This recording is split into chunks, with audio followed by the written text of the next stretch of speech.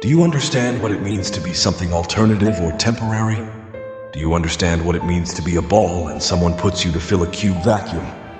To be an even insufficient alternative, to always be the last choice, the second destination instead of the first, to be one of the 40 faces, to be a dead laughter, the eyes of an immigrant, to love someone for your face, because you are a glimpse of a corpse, because you are a faint look-alike.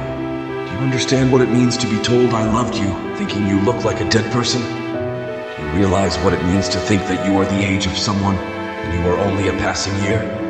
To be a line in the folder of memories, to be a bottle of a soft drink with the taste of berries is the biggest memory. To be forgotten, to be immersed in memory and nostalgia, and you are the one who is supposed to be cruel. I can talk about the suffocating clouds, the language that lies in your heart, about the roads that don't belong, about the streets that cut you with all their sugar while you wait for life, about the eyes that look at you and not at you, about the laughter that will later remind you of crying.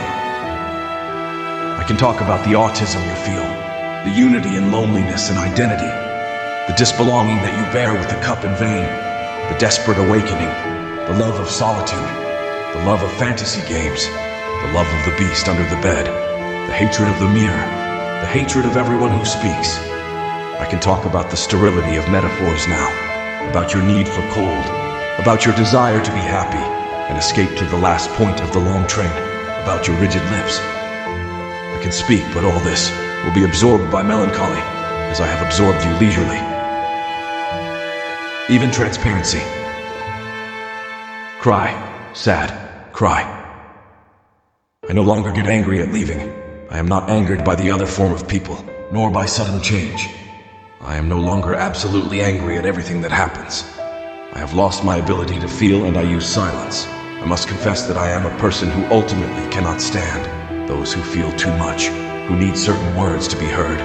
No more surprising than those kept in mind, that I am a group of people who are bored and reject repetitive things, repetitive words, similar faces. The group of madmen who live constantly on the run from every detail, often get lost and then weep with irritating triviality.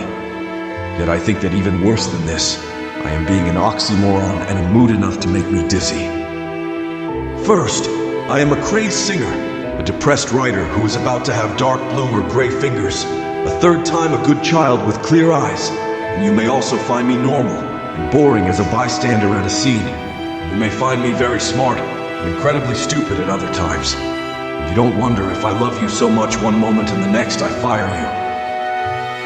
But anyway, I think I am a good person, at least not hurting anyone on purpose, not stealing joy from someone's pocket, even though I am starving, and more importantly, never forcing my silly jokes on anyone, and that's enough. Finally, I should say that perhaps after I finish this script, I go to watch some silly cartoon. Maybe I see the Psycho SpongeBob, or I fight with this wall because a long time ago, it stood in my face. I got fewer times to get up alone, and I got awakened by an alarm clock for my new job. Interests. I previously devoted time to browsing Facebook for someone I cared about. Now I barely steal time trying to respond to backlog work messages so that most of my friends have trouble with my new prints. In fact, I don't have time. I often cared about my values and stayed for a long time looking at myself in the mirror and how I would look in front of everyone. I really cared about drawing attention. Today I wash my face for a quarter of an hour. I try to make a light smile.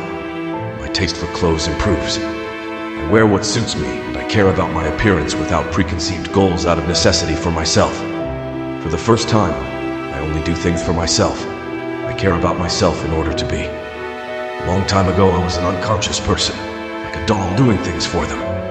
The first time I had a phone, I used to like to put my headphones on to listen to a song I like on the way, so the time seems less boring.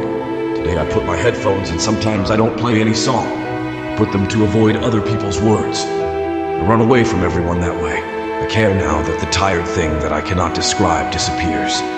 That exhaustion made me go to great lengths to preserve the idea of my existence after others tried to remove me and erase me from the world. For the first time, I feel that I no longer care about a message or voice call.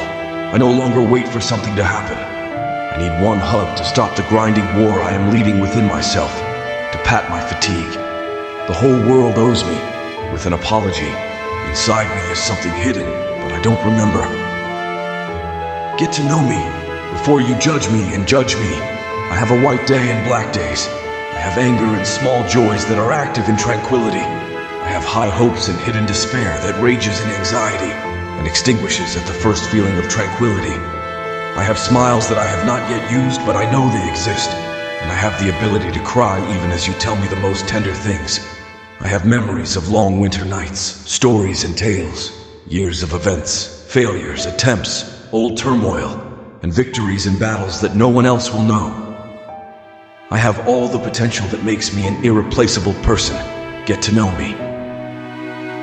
Gather all that is inside me and watch it. Do not take from all this history once I told you that I am sad. And to know, my friend, I am stuck in the monotony of this day that has been repeated, reincarnated for years. I wake up exhausted because I am insomnia. I miss a lot of my meals because I'm tired of chewing food. I'm looking for a dress in the closet that doesn't tell others how frustrated I am.